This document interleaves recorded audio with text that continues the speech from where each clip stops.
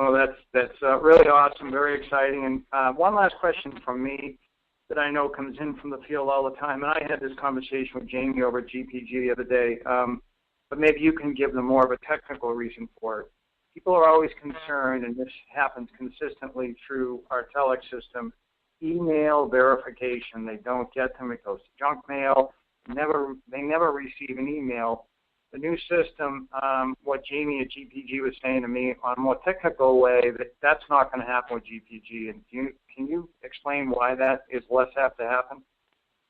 Yeah, so let's talk about spam for a minute. And it's a wide open, thing. I'll give you the straight skinny on it. Email, in general, is controlled by CAN-SPAM. It's a global organization that determines the rules in which email can be delivered appropriately to those people protecting their interests and their privacy. Unsolicited mail is not allowed.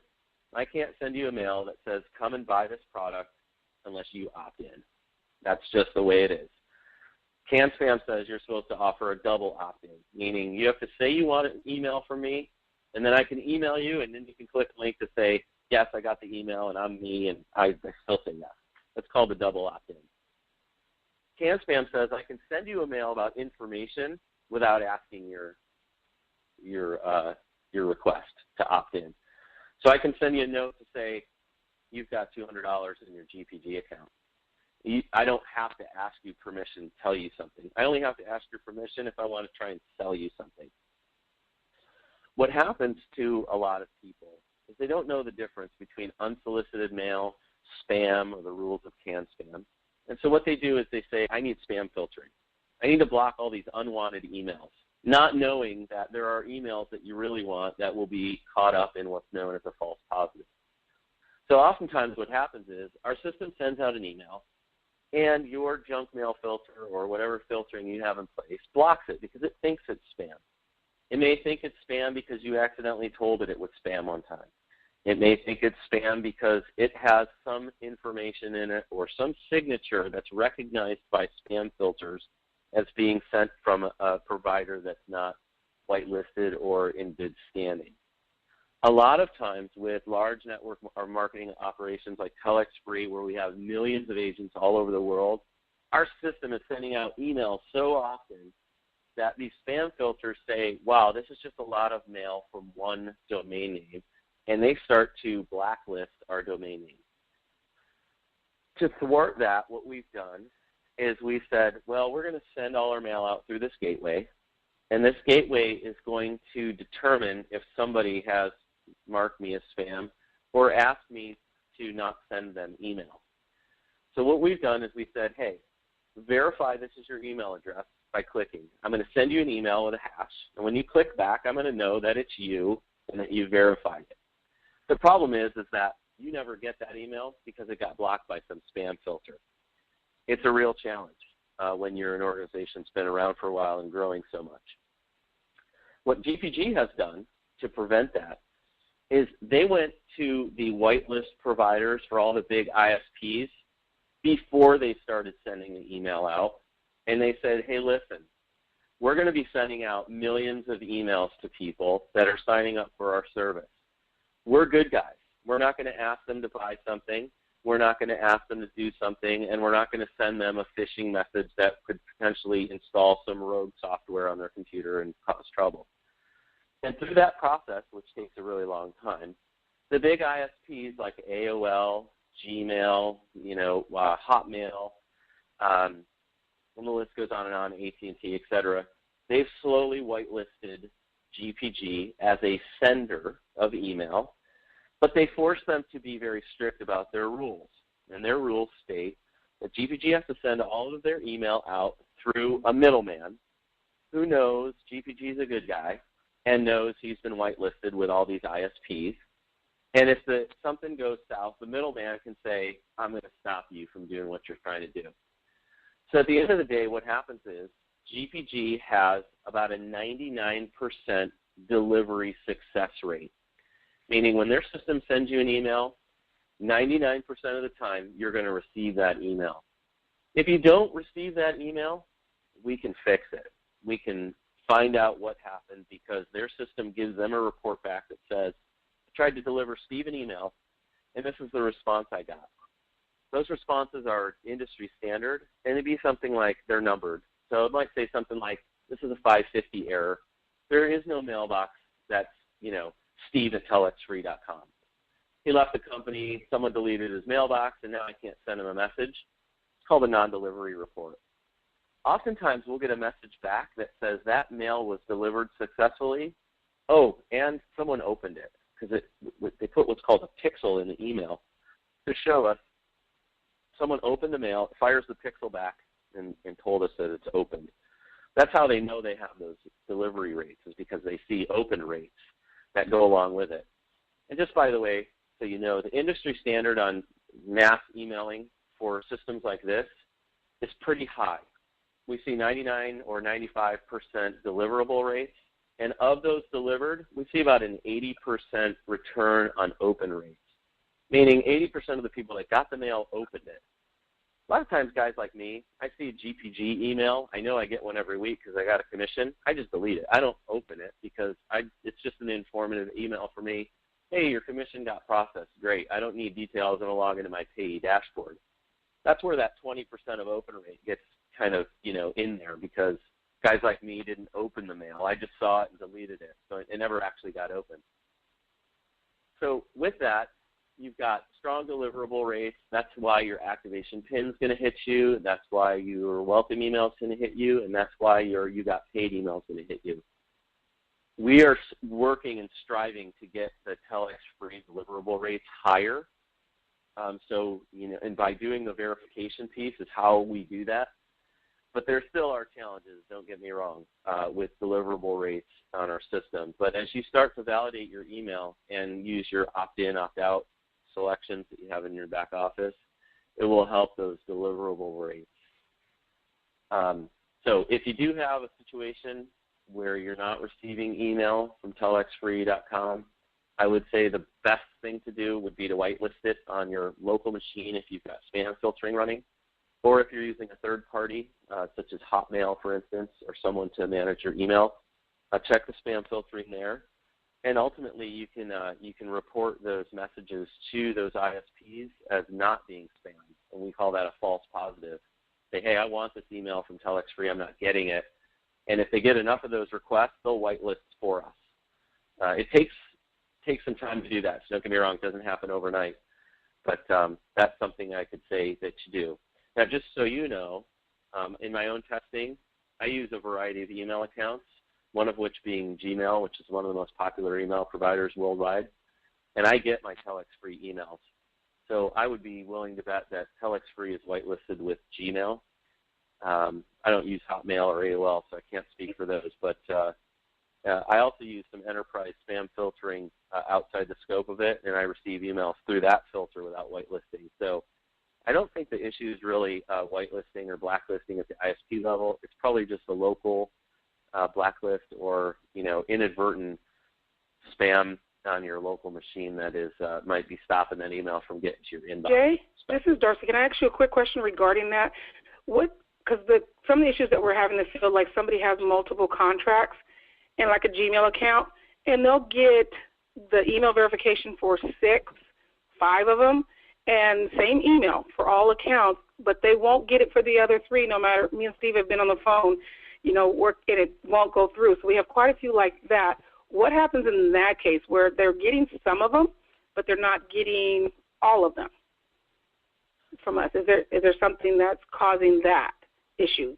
That's what I run into more than, just not getting it at all or going into the spam.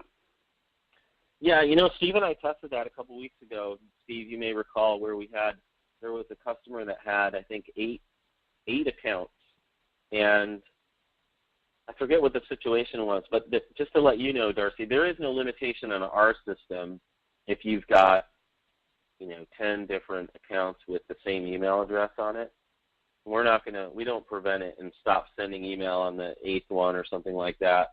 I think that's where Steve and I were testing was. Yeah, I think I was with that test, but we still couldn't figure out what was, because we still had the issue. We actually just had to end up changing the email address on those ones that wouldn't get it so that person could get the validation.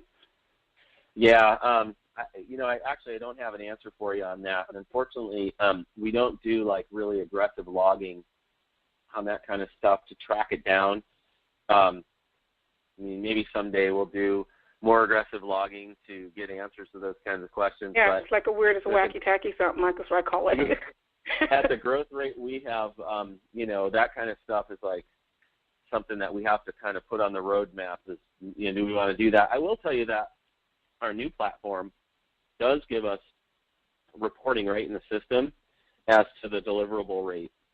So we can say on anyone's account, if you say, hey, I didn't get the email, I can look at my system and say, yes, I tried to send it to you, and here's the response code I got. So we can help you troubleshoot that when the time comes. But oh, great.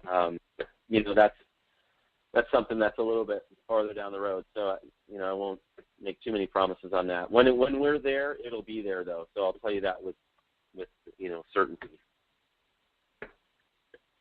Hey, Jay, just there's a whole bunch of questions that have come in. I'm going to just try to ask a couple of them, and just quick answers. One of them just came in. How soon will the GPG system be available?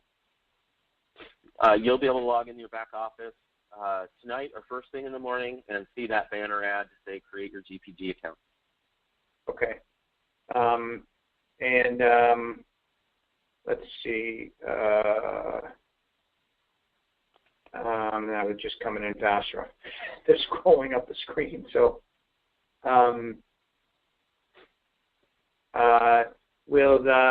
once they log in, they go into their back office. They'll see it this afternoon. They go in, they set up their information in GPG. Can they request the withdrawal?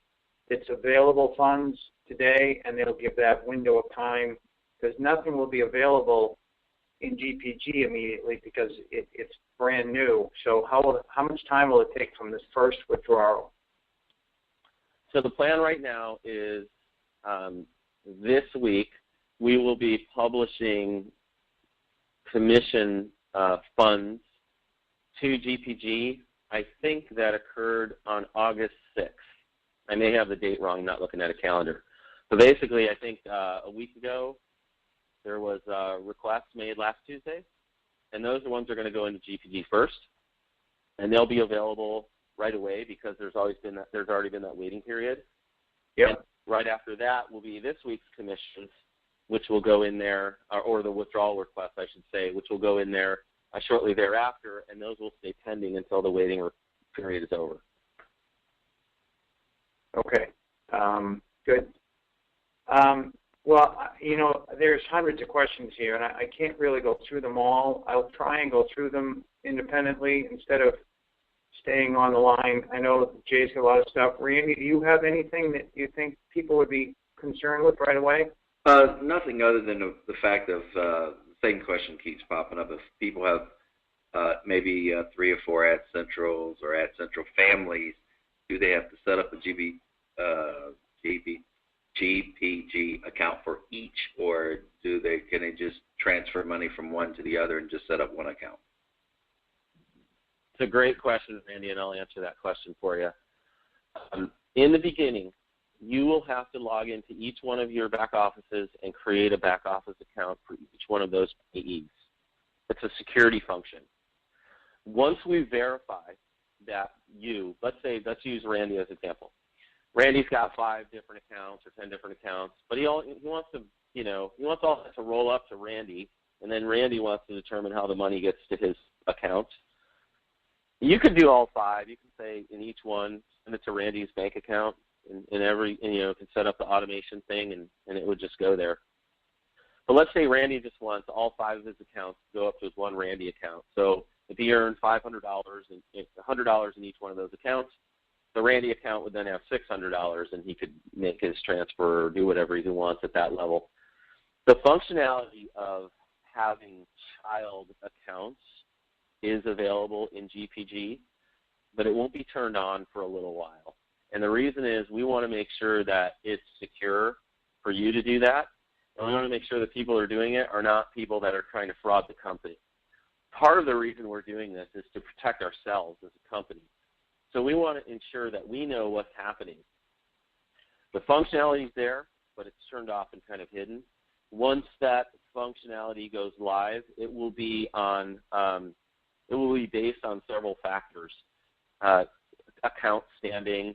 If we know you, if you have a historical process of moving commissions from your children account to a parent account. And there are also some thresholds that we maintain that if you want to get funds more than a certain amount, you have to submit proof of identification. That's a rule that the banking industry has that GPG stands by. And although you may have uploaded your documents in our system prior, we're going to ask you to do it again because we really want to verify that you're you one more time before we give you the flexibility. Think about this as being your bank. All the things that you do to use your online banking account are going to happen here too. If you need more functionality in your online banking account, sometimes you have to call your bank and say, hey, can you turn that on? If you add an account for your sibling or your wife, spouse, whatever, and you're like, I want her to be able to see my funds, you got to call the bank and ask them. It's the same functionality. It's not our rules. That's how it's free saying we got to do that. It's the banking industry telling GPG, if you want to have this flexibility of allowing people to move money all over the place in a variety of different ways, you got to abide by the rules. So the short answer to your question is yes. The functionality of having children accounts is there that can roll up to your account, but it's something that needs to be turned on. It won't come right off the bat, but it'll come shortly thereafter with an approved method that we'll have documented for you if you are so inclined. Okay, yeah, this is Donna.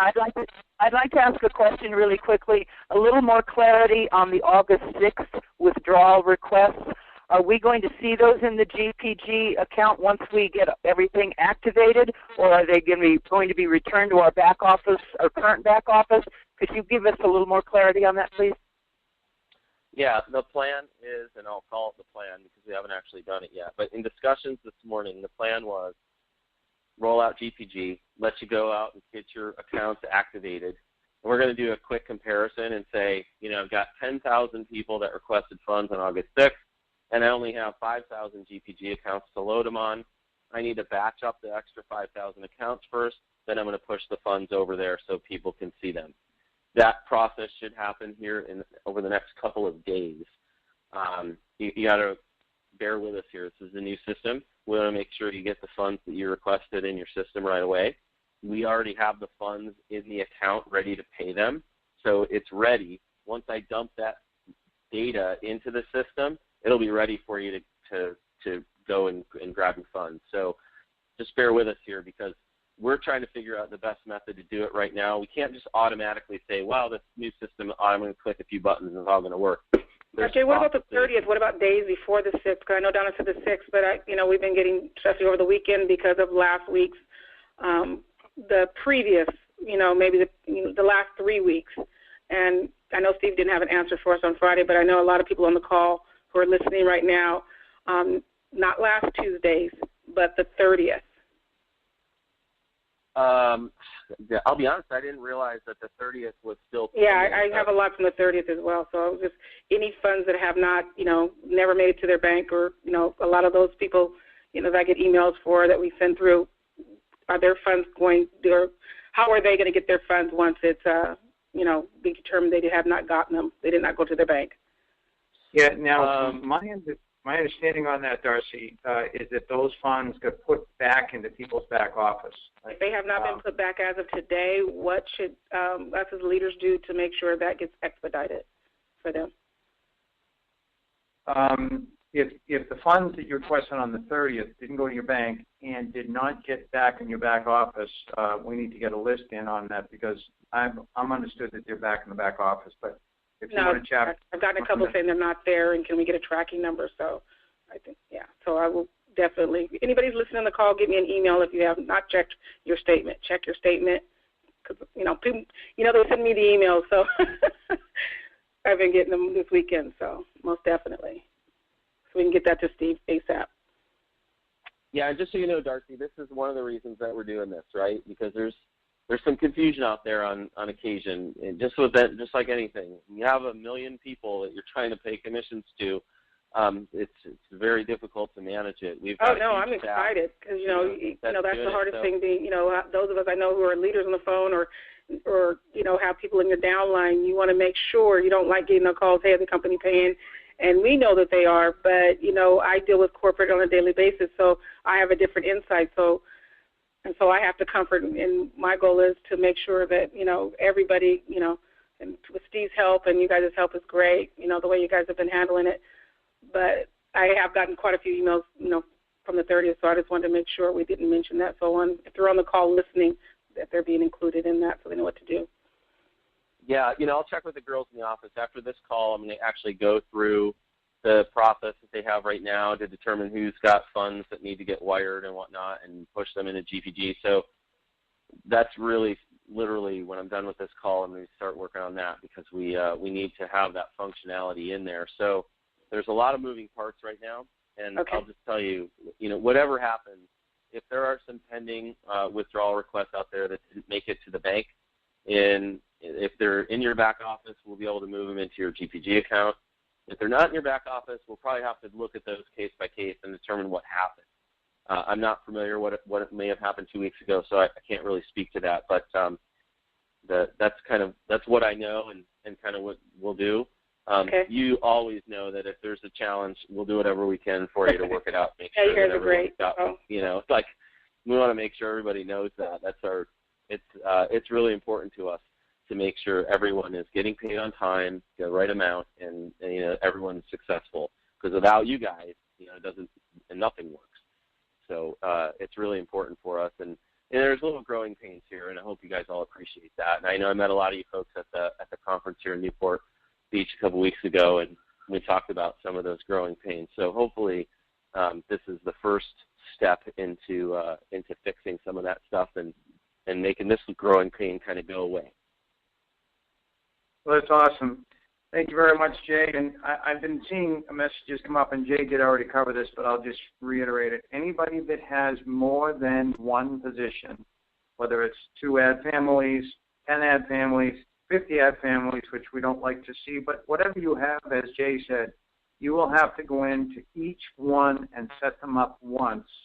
Then you can transfer funds all you want, but you will have to set each account up individually. So, Jay, thank you so much for taking all your time on this, and I will see what I can find out here in the office on the 30th and let you know on that. And thank you all out there again for all of your efforts and all of your time and dealing with all the issues as we move forward. We'll move forward as a team, and with some of the leadership we have out there now, like Jay, my work that he does and where we're going is just going to be phenomenal. So, Jay, thank you so much. Everybody on the call, thank you so much for all your time. And as soon as Jay has a live demo again, maybe we could do this next Tuesday, Jay, and actually show them a live demo of setting up an account just in case they want to. We could video it and have it in the back office for them. Yeah, I think that's a great idea, Steve. We can, obviously by next week, everyone will have a chance, or at least everyone on this call, will have a chance to set up their account, go through the activation process, get into their payee dashboard. Payee dashboard is pretty intuitive, but, there might be some questions out there. So maybe we can schedule a time and actually have a demo where we can go and talk about all the functionalities in there and take questions, maybe even preemptive questions if you want, where you can take them however you might be able to take them and have a list of questions. That could drive a frequently asked questions list that we can post someplace in the back office if we need to, and or go over it on the call.